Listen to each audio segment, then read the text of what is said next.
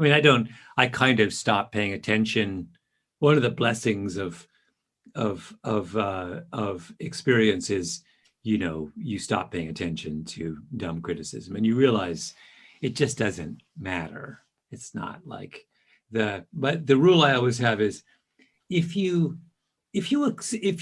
imagine as a hypothetical scenario that let's stipulate that 90% of the people who read your books love your books and 10% hate them. That's a very, very generous. I'm going to give you that. Sure. Right? Yeah. So if you sell 10 books, then you have one critic and 9 people who love your books.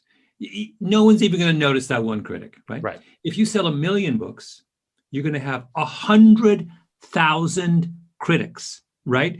We're going to be inundated with the critics of Ryan Holiday, but you sold 1 million books and you have 900,000 people who love them. Now, which of those two scenarios do you want, right?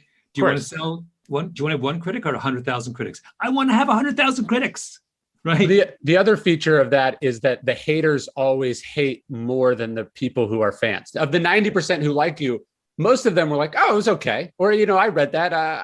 Outliers, that's the one with the 10,000 hours. That's what I took away from the book, right? Yeah. But the hater is the one who's obsessed that on page 62, you made an assumption that they don't agree with. And therefore, you are the devil. And they were going to spend all their time on the internet letting everyone know.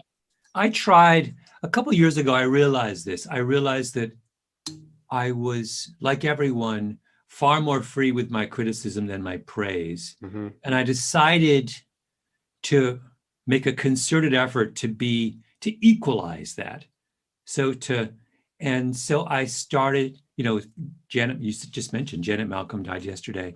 Janet Malcolm was the most important influence of my own writing. I read every one of her books, some of them more than once. I was obsessed with Janet Malcolm. And I realized, I need to start telling the world this. So starting about 5 years ago, maybe even longer, whenever I had an opportunity, I would say, and my favorite writer is Janet Malcolm.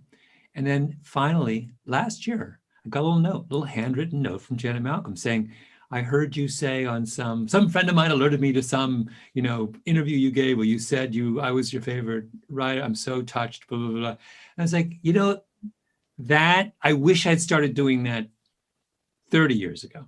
Yes. She has been trapped in a world. She was in her 70s or 80s by that point. She'd been in this world where her haters were much louder than her supporters. And the only way that's ever going to reverse is if people like me who like her work speak up, right? And better that you speak out while she's alive and she could actually hear about it. Yeah, it was the sweetest little note. I was like, I think I brightened her day. Like, it was like, I was so thrilled to get that little note from her.